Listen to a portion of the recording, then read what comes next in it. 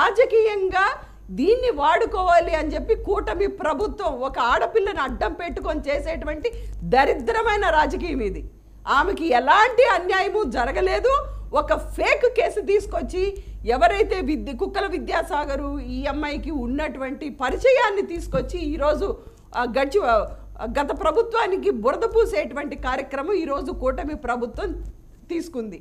అక్కడ వరదలు వచ్చి జనాలు చచ్చిపోతుంటే 8 రోజులైంది వరదలు వచ్చి, ఇంతవరకు కూడా వాళ్ళకి ఫుడ్ కానీ వాళ్ళకి సరైనటువంటి మౌలిక సదుపాయాలు కానీ అరేంజ్ చేయలేనటువంటి దుర్పరిస్థితిలో ఈరోజు కూటమి ప్రభుత్వం ఉంది. ఎప్పుడో 28వ తారీఖున వరదలు వస్తాయని ముందుగానే అలర్ట్ చేస్తే 30వ తారీఖు వరకు కూడా కళ్ళు మూసుకొని నిద్రపోయి అటు రాజ్యసభ సభ్యుల్ని తీసుకోవటం, ఇటు ఎమ్మెల్సీలను తీసుకోవటం, లేకపోతే ఎవరో ఒక అమ్మాయిని తీసుకొచ్చి కట్టుకథలు అల్లి మీడియాలో చూపించటం. మీరు ప్రజల్ని డైవర్ట్ చేయాలి, మీరు చేసే అధమ పరిపాలన నుంచి, చండాలమైన పరిపాలన నుంచి ప్రజల్ని డైవర్ట్ చేయాలి, ఎవరు మీ ఫెయిల్యూర్స్ గురించి మాట్లాడుకోకూడదు అని ఈరోజు ఒక అమ్మాయిని, ఒక మహిళను తీసుకొచ్చి ఈరోజు చెత్త రాజకీయం, బురద రాజకీయం చేస్తుంది కూటమి ప్రభుత్వం. అక్కడ హలో లక్ష్మణ అని ఈరోజు భోజనాలు లేక నీళ్లు లేక ప్రజలు అల్లాడిపోతున్నారు. 28వ తారీఖు అలర్ట్ చేసినా కానీ చంద్రబాబు నాయుడు గారి ప్రభుత్వం ప్రజలను తరలించేటువంటి కార్యక్రమం చేయలేదు. అక్కడ రీహాబిలిటేషన్ సెంటర్ మాట్లాడుకున్నాం. జత్వానీ కేసు దగ్గర నుంచి చంద్రబాబు గారి దాకా వస్తారండి. మీకు అసలు అలా కాదండి, ప్రతిదాన్ని చంద్రబాబు లింక్ చేసేస్తారు. వరద వస్తే చంద్రబాబు కారణం, తుఫాన్ వస్తే చంద్రబాబు కారణం, విపత్తు వస్తే చంద్రబాబు కారణం. అలా కాదండి, ప్రతిదానికి ఆయన్నే మీరు అట్రిబ్యూట్ చేస్తారు. ఎందుకు? ఇప్పుడు ఓట్లేసి గెలిపించింది ఎందుకు? కాపాడమని కదా, కాపాడాలి కదా. రోజుకొక మహిళని తీసుకొచ్చి ఈ రోజు ప్రజల్ని డైవర్ట్ చేసే కార్యక్రమాలు.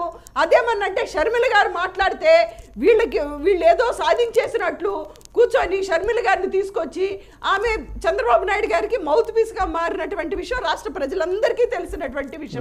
మీరు ఇన్ని ఆరోపణలు చేశారు కదా, శ్రీనివాస్ చౌదరి గారు దరిద్రమైన రాజకీయం కూటమి ప్రభుత్వం చేస్తుంది. ఎందుకంటే గుడ్లవేరు గురించి ఎందుకు మాట్లాడలేదు? ఈ వరదల గురించి సెంట్రల్ గవర్నమెంట్ శ్రీనివాస్ చౌదరి గారి దగ్గర ప్రశ్నించాల్సినటువంటి బాధ్యత లేదా? దానికి మీకు రవికిరణ్ గారు సమాధానం చెప్తారు. ఈ లోపల శ్రీనివాస్ చౌదరి గారు మాట్లాడతారు. శ్రీనివాస్ చౌదరి గారు, ఇప్పుడు ఈ రాష్ట్రంలో వరద వస్తే చంద్రబాబు కారణం, విపత్తు వస్తే చంద్రబాబు కారణం, తుఫాన్ వస్తే చంద్రబాబు కారణం, బోటు తిరగబడినా చంద్రబాబే కారణం, వైసీపీ చేస్తున్న అభియోగం. రెండోది, వాళ్ళ అభియోగాలు చేశారని కాదు, కానీ నేను ఇందాక అడిగిన ఒక మౌలికమైన ప్రశ్న అడుగుతున్నాను. మీరు ఇంత సీరియస్ కేసు హ్యాండిల్ చేయడానికి టఫ్ ఆఫీసర్స్ ఆర్ దేర్. ఇంతకుముందు రిటైర్ అయిన వాళ్ళు కూడా పెట్టి ఒక విచారణ చేయిస్తే జూనియర్ ఆఫీసర్స్ని ఇక్కడ మనం బీలిటిల్ చేయటం కాదు, వాళ్ళు చేస్తారు. వాళ్ళని ఇన్వెస్టిగేషన్లో టెక్నికల్ పాయింట్స్ వరకు కన్ఫైన్ చేసి పూర్తిగా ఒక సురేంద్రబాబు, ఒక పూర్ణచంద్రరావు గారు, ఒక మాల్కొండయ్య గారు అలా పిలిచారనుకోండి, వచ్చేవాళ్ళు కూడా పిఎస్ఆర్ ఆంజనేయులు, సునీల్ కుమార్ చేతులు కట్టుకుని వచ్చి కూర్చొని మాట్లాడతారు, విచారణకు సహకరిస్తారు. ఈమెకు సహకరించరు, ఖచ్చితంగా సహకరించరు. ఇందాక మస్తాన్ గారు చెప్పిన కారణాలు మీరు వినే ఉంటారు. ఎందుకని కేసుని మీరు సీరియస్గా తీసుకోవాలి? ఇప్పుడు అమ్మాయి పరువు నష్టం దావా వేసింది 50 కోట్లు.